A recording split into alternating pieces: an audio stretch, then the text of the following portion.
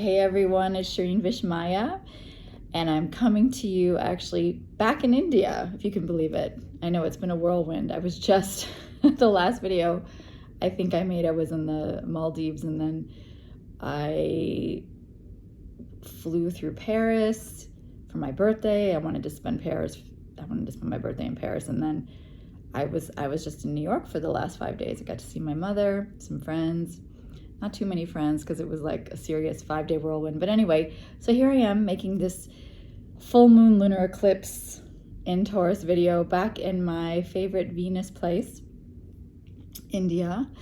I'm actually in Bangalore and getting ready to fly back to Cochin to go back to my apartment in Amritapuri. So I've got this kind of crazy itinerary where I'm going to be flying at 2 in the morning. So I thought what better thing to do than talk about this upcoming full moon lunar eclipse, because I can really feel it happening already. And so many people have been telling me they feel utterly exhausted and depleted. And that always happens during these eclipse seasons. Like we just feel spent, completely gutted in many ways, emotionally, physically, mentally. It's just really taxing. And especially this one because it's supposedly the longest eclipse of the century.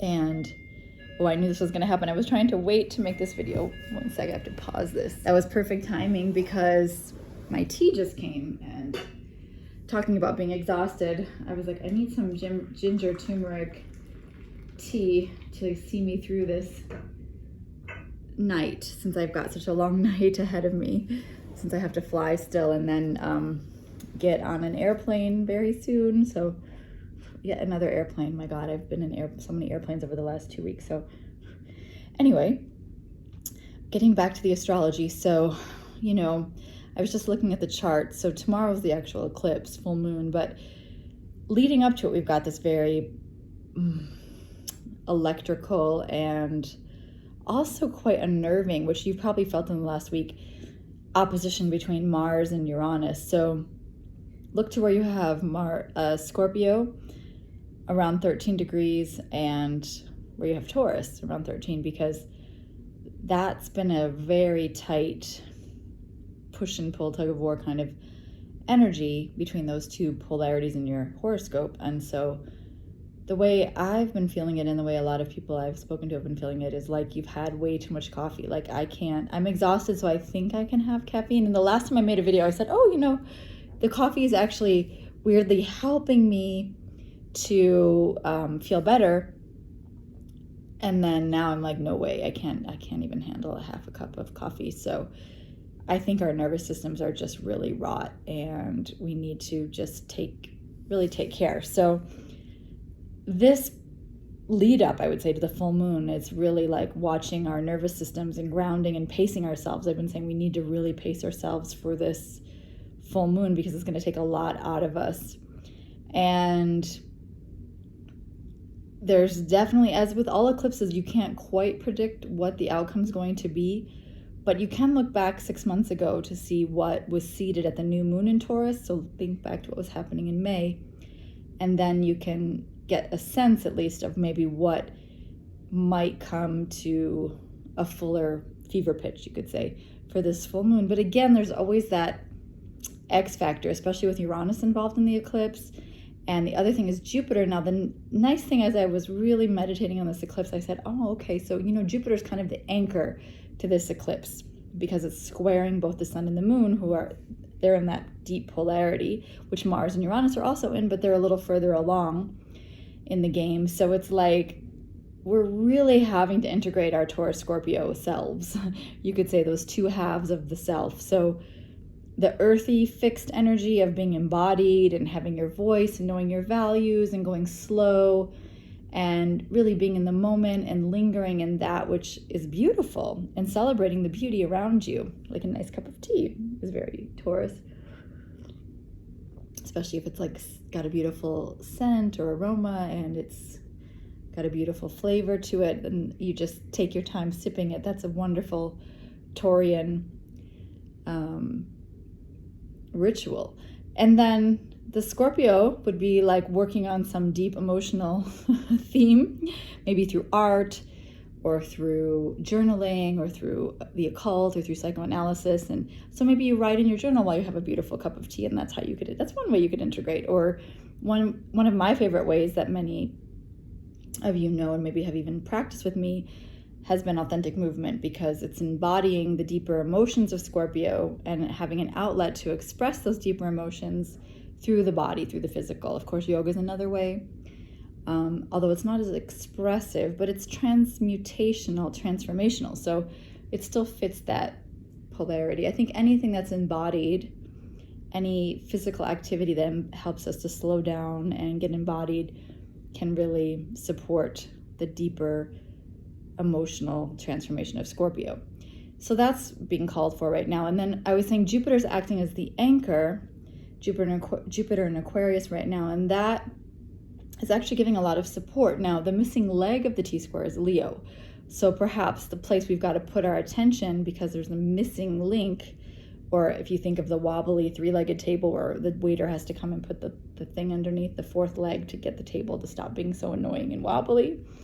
You could think of that being the Leo part of your horoscope. So don't ignore that part. And that often has to do with where we embody our inner strength and we make more time for play and creativity and joy and generosity and warmth and anything that strengthens us. What I've been saying in my inner circle, we've been talking about this eclipse for a couple weeks now. We've been really processing the part of this Leo energy requiring us to really not only go into what strengthens us, but to look at what takes away our strength, because it is an eclipse after all. So often there's a sacrifice that's required, and especially this eclipse is also leading up to Venus retrograde in Capricorn. So that's another sacrifice coming, and that's another story that's unfolding because we're already in the shadow of the Venus retrograde in Capricorn. So looking at where you have planets, especially late Capricorn, because Venus is not only going retrograde, but she's going to be, when she stations on the 19th of December, she's going to be making a very close contact with Pluto in Capricorn. And that's also coinciding very closely to the United States Pluto return. So there's a lot of intensity building over the next month. And I think this eclipse is the preview of it. And I think that we need to really hone in on that Jupiter and Aquarius missing leg in Leo, which means having the people around us, like the satsang and the support and the communities, especially astrological communities. That's very Jupiter and Aquarius, right? That give us that support and the wisdom and the insights to keep us anchored in something, a bigger, more hopeful. Maybe hopeful is not the right word. I don't like that word. James Hillman says hope is another evil, but something, because it takes you out of the present, but something that gives you a more optimistic vision, let's say, about the future. It's not so dismal and grim. I mean, we have to be grounded in the reality that there's still a lot that needs to be worked on, and we're not out of the woods, so to speak, yet with any of this stuff, with all of the unfolding events and lessons and climate change and the pandemic and the economic situation. I mean, all of it is still a work in progress, and a destruction in progress, a demolition in progress, Pluto style. So all of that's coming to a head, and I think the Venus retrograde preview is really having us look at where we're wasting money, wasting time, wasting our lives, where consumerism, corporate America has really betrayed us or decimated our soul, basically sold our soul to the devil, like all of us in some level, right? How it's maybe supported us on the surface, but with a big price, many of us obviously benefit from it, but then looking at, okay, how has it been destructive in our lives? Because we're all interconnected, that's the Aquarius piece. We can't say, oh, well, I've benefited from it, but look at all the people it's harmed. I mean, all of that is interwoven into our own karmas and our own experience, even if we're not conscious of it. And all of that, I think, is coming up, obviously in very personal ways for everyone in a different way. But collectively, we can really step back and look at, okay, So what can we do that would benefit a greater cause, and how can we think of this like we're all in this together? That's the Aquarius part of it. And Leo is, well, where do we find the strength and the leadership and the creativity and the confidence to move forward and do what we can do with our own authentic. Leo Aquarius is also all about the authentic creative voice that we each have, and to honor that and to move forward with that.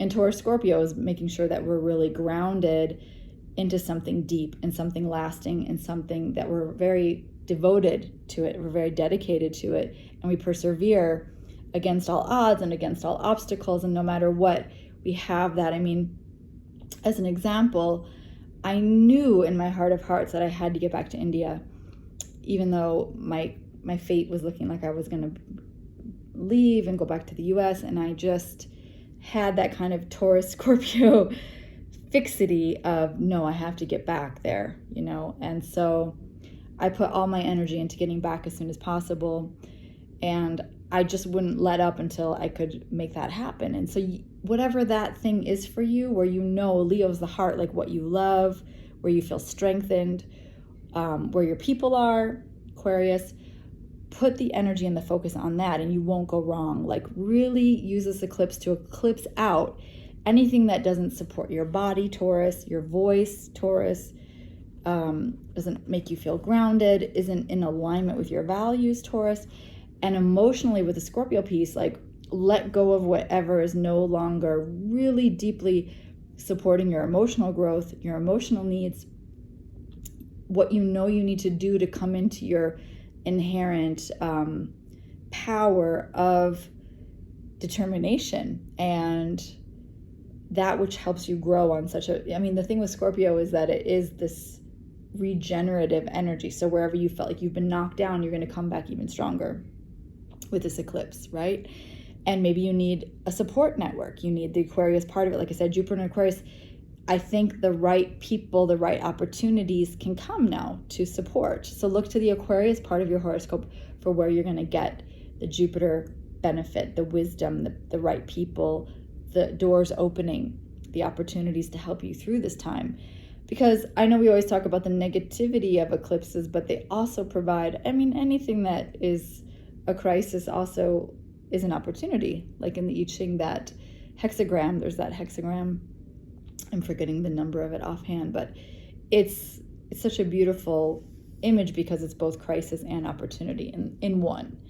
And even in the Tower archetype in the tarot, it's crisis and opportunity. It's like God-given, being thrown out of something. And Mars-Uranus opposition, which we have right now, is very much a Tower archetype. So we could feel like we're being thrown out of something that was actually confining us in a way, or keeping us trapped in our ego or away from the ground, and we needed to be thrown out dramatically. We needed a crisis to get us back down to earth. So we've had a lot of those Tower experiences, and this eclipse, I think, is really giving us that opportunity to look at where fate may be intervening to get us back down to earth, Taurus style. So I don't want to make this too long, and I also do have to get to the airport, but those are just a few of my thoughts about this upcoming full moon lunar eclipse in Taurus. And I will be starting my project 40 for the Venus retrograde next month. I'm going to open up the registration in the next couple weeks, and the starting date will be on the first day of the Venus retrograde. I was going to start it on December 1st, but I decided to do it officially on the first day. But I will open up the circle on December 1st, so you can already get in and start working on incubating in the shadow phase. So I'll have more information about that below, or you can also subscribe to my newsletter to stay updated on, projects and things like that. So anyway, I wish you a very beautiful and grounding and revealing eclipse. Full moon. Okay. Lots of love from India.